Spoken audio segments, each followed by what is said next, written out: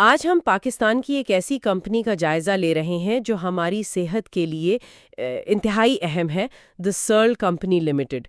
لیکن ہمارے جو ذرائع ہیں وہ ایک بہت ہی متضاد تصویر دکھاتے ہیں۔ ایک طرف تو یہ کمپنی زندگی بچانے والی دوائیں بنا رہی ہے اور دوسری طرف یہ خود مالی طور پر بقا کی جنگ لڑ رہی ہے۔ بالکل، یہ ایک کلاسک تضاد ہے۔ ایک ایسا ادارہ جو معاشرے کے لیے اتنا ضروری ہے وہ خود معاشی دباؤ کا شکار ہے۔ آج ہم اسی تضاد کی گہرائی میں جائیں گے، یہ سمجھنے کے لیے کہ یہ کاروبار اندر سے چلتا کیسے ہے، اس کی بنیادیں کتنی مضبوط ہیں یا کمزور، اور ایک سرمایہ کار کے لیے اس کا مستقبل کیسا نظر آتا ہے۔ تو پھر شروعات فیکٹری کے اندر سے کرتے ہیں۔ ہمارے ذرائع بتاتے ہیں کہ دوا بنانے کا جو عمل ہے وہ ایک طرح سے کچن میں کوئی بہت ہی پیچیدہ ترکیب بنانے جیسا ہے، بس فرق یہ ہے کہ یہاں غلطی کی کوئی گنجائش نہیں ہوتی۔ آپ نے بہت اچھی مثال دی۔ اسے چند مراحل میں سمجھا جا سکتا ہے۔ سب سے پہلے تو سائنسدان فارمولیشن یعنی دوا کا نسخہ تیار کرتے ہیں۔ اس میں یہ طے ہوتا ہے کہ کون سا کیمیکل کتنی مقدار میں ڈالا جائے گا۔ یہ بالکل ایک شیف کی خفیہ ریسیپی کی طرح ہوتا ہے۔ اور اس ریسیپی کا سب سے اہم جزو مطلب مین انگریڈینٹ وہ کیا ہوتا ہے؟ وہ ہوتا ہے API یعنی ایکٹیو فارماسیوٹیکل انگریڈینٹ۔ یہ دوا کا وہ اصلی ہیرو ہے جو بیماری پر اثر کرتا ہے۔ باقی چیزیں جنہیں ہم فلرز کہتے ہیں وہ اس ہیرو کی مدد کرتی ہیں تاکہ وہ ایک گولی، کیپسول یا شربت کی شکل اختیار کر سکے۔ اس کے بعد ان سب اجزاء کو بہت بڑی اور جدید مشینوں میں ملایا جاتا ہے۔ اور یہ سارا کام انتہائی صاف ستھرے ماحول میں ہوتا ہوگا۔ بالکل، اور یہ اس عمل کا شاید سب سے مہنگا حصہ ہے۔ یہ کام کلین رومز میں ہوتا ہے جہاں ہوا میں گرد کے ذرات تک کو کنٹرول کیا جاتا ہے۔ خاص طور پر انجیکشنز اور سرپ بناتے وقت تو ماحول کو مکمل طور پر جراثیم سے پاک یعنی اسٹیرائل رکھنا پڑتا ہے، کیونکہ معمولی سی بھی آلودگی جان لیوا ہو سکتی ہے۔ صحیح۔ اور آخر میں ہر بیچ کی سخت کوالٹی ٹیسٹنگ ہوتی ہے اور پھر اسے پیک کر کے بھیجا جاتا ہے۔ یہ عمل سننے میں ہی کافی پیچیدہ اور مہنگا لگ رہا ہے۔ اب آتے ہیں اصل سوال پر۔ یہ جو خفیہ ریسیپی کے اجزاء ہیں یعنی خام مال، یہ آتے کہاں سے ہیں؟ اور یہی آپ کہہ لیں کہ اس پورے کاروبار کی سب سے کمزور کڑی ہے۔ زیادہ تر اہم APIs اور خاص کیمیکلز درآمد کیے جاتے ہیں۔ درآمد کیے جاتے ہیں کہاں سے؟ جی، خاص طور پر چین سے، بھارت سے اور یورپ سے۔ پیکیجنگ کا سامان تو مقامی مل جاتا ہے، لیکن دوا کی جو جان ہے یعنی API وہ باہر سے آتا ہے۔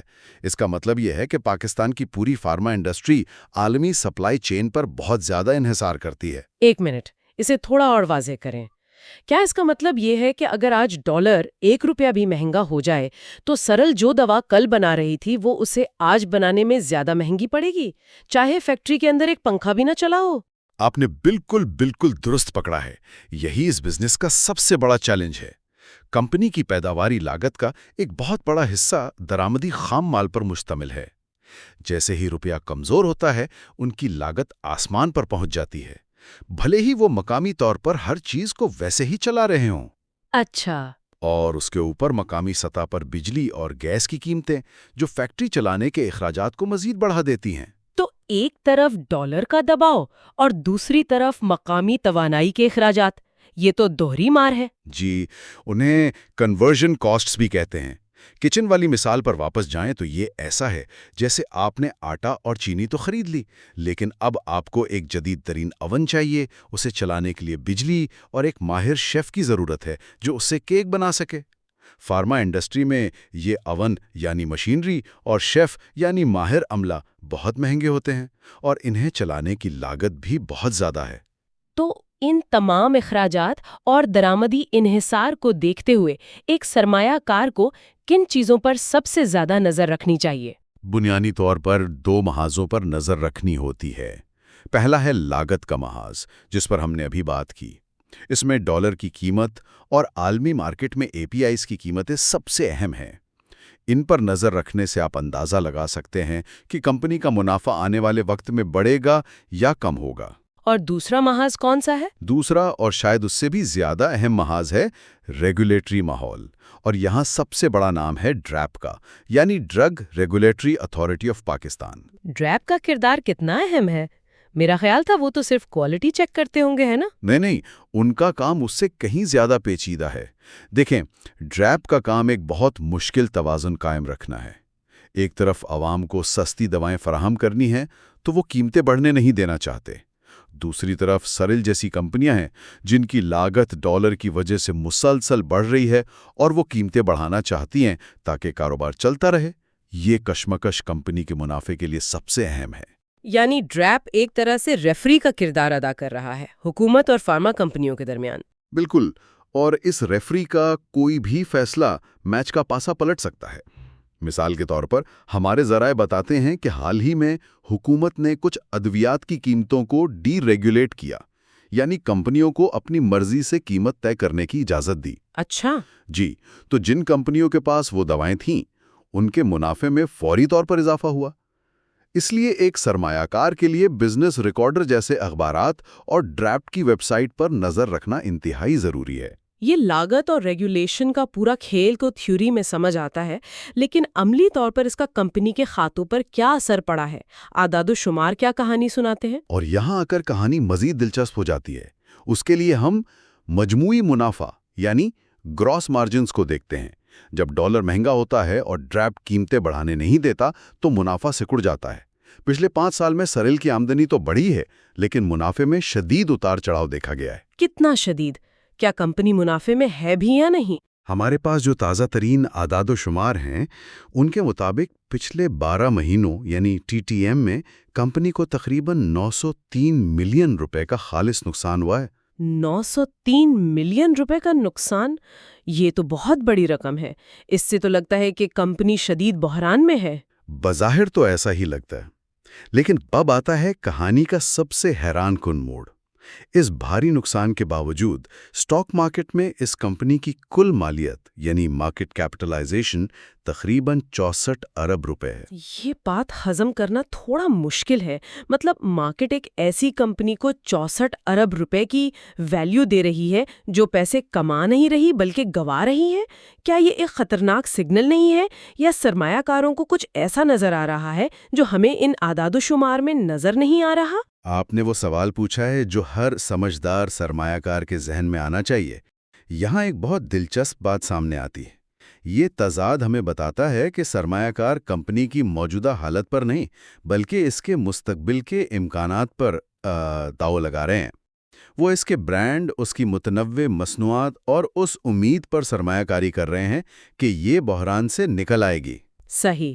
اس لیے جو پی ریشیو جیسی چیزیں ہیں وہ یہاں گمراہ کن ہو سکتی ہیں۔ اصل کہانی ان نمبروں کے پیچھے چھپی ہے۔ تو پھر وہ کیا چیز ہے جس پر سرمایہ کار اتنا بڑا داؤ لگا رہے ہیں؟ سرل کے پاس ایسا کیا ہے جو اسے مستقبل میں اس بحران سے نکال سکتا ہے؟ اس کی سب سے بڑی طاقت ہے اس کا متنوع پورٹ فولیو۔ یہ صرف عام گولیاں اور کیپسول نہیں بناتی، یہ بائیو فارماسیوٹیکلز، نیوٹراسیوٹیکلز اور میڈیکل ڈیوائسز جیسے جدید شعبوں میں بھی کام کر رہی ہے۔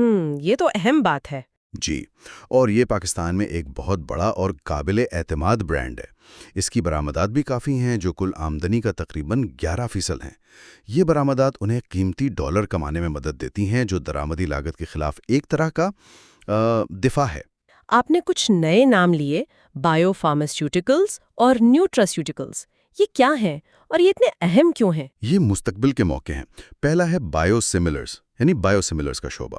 یہ جدید بائیولوجیکل ادویات کی سستی منظور شدہ کاپیاں ہوتی ہیں، سمجھے جیسے بہت پیچیدہ اور مہنگی کینسر یا ذیابیطس کی دواؤں کا جینرک ورژن۔ اس سے علاج سستا اور زیادہ لوگوں کی پہنچ میں آ جاتا ہے، اس لیے اس مارکیٹ میں ترقی کی بہت گنجائش ہے۔ اور نیوٹراسیوٹیکلز؟ نیوٹراسیوٹیکلز وہ مصنوعات ہیں جو خوراک اور دوا کے درمیان ہوتی ہیں، جیسے وٹامنز، منرلز اور دیگر غذائی سپلیمنٹس۔ پاکستان میں صحت اور تندرستی کا شور بڑھ رہا ہے اور لوگ ایسی مصنوعات پر زیادہ خرچ کر رہے ہیں۔ یہ ایک تیزی سے بڑھتی ہوئی کنزیومر مارکیٹ ہے جس میں سیریل پہلے سے موجود ہے۔ تو یہ تو مثبت پہلو ہوئے، لیکن ان مواقع کے ساتھ خطرات بھی تو ہوں گے۔ 64 ارب روپے کی ویلیو کو جواز دینے کے لیے صرف مواقع کافی نہیں ہوتے۔ بالکل، سب سے بڑی تشویش تو مسلسل نقصان ہی ہے۔ کوئی بھی کمپنی طویل عرصے تک نقصان برداشت نہیں کر سکتی۔ یہ ایک ایسی ریس ہے جس میں کمپنی کو منافع بخش بننے کے لیے وقت کے خلاف دوڑنا پڑ رہا ہے۔ دوسرا بڑا خطرہ وہی ریگولیٹری دباؤ ہے۔ اگر حکومت نے قیمتوں پر کنٹرول مزید سخت کر دیا تو کمپنی کے لیے سانس لینا بھی مشکل ہو جائے گا۔ اور ڈالر والا خطرہ تو اپنی جگہ موجود ہی ہے۔ وہ تو ایک مستقل تلوار ہے جو سر پر لٹک رہی ہے۔ روپے کی قدر میں کوئی بھی بڑی گراوٹ ان کے تمام منصوبوں پر پانی پھیر سکتی ہے۔ تو سرمایہ کاروں کا داؤ اسی بات پر ہے کہ کیا سرکل اپنے متنوع پورٹ فولیو اور برآمدات کی مدد سے ان تین بڑے خطرات مسلسل نقصان، ریگولیٹری دباؤ اور شرح تبادلہ پر قابو پا سکتی ہے یا نہیں؟ تو اگر ہم آج کی گفتگو کا خلاصہ کریں تو دی سرل کمپنی ایک بہت ہی دلچسپ کیس سٹڈی ہے۔ ایک طرف اس کا برانڈ بہت مضبوط ہے، اس کی مصنوعات متنوع ہیں اور مستقبل میں ترقی کے واضح مواقع بھی موجود ہیں، لیکن دوسری طرف اسے درآمدی اخراجات، روپے کی قدر میں کمی اور سخت ریگولیٹری پالیسیوں جیسے سنگین چیلنجز کا سامنا ہے، جس نے اس کی حالیہ منافع بخشی کو بری طرح متاثر کیا ہے۔ آپ نے بالکل صحیح خلاصہ کیا، اور یہ ہمیں واپس اسی بنیادی تضاد پر لے آتا ہے جس سے ہم نے بات شروع کی تھی۔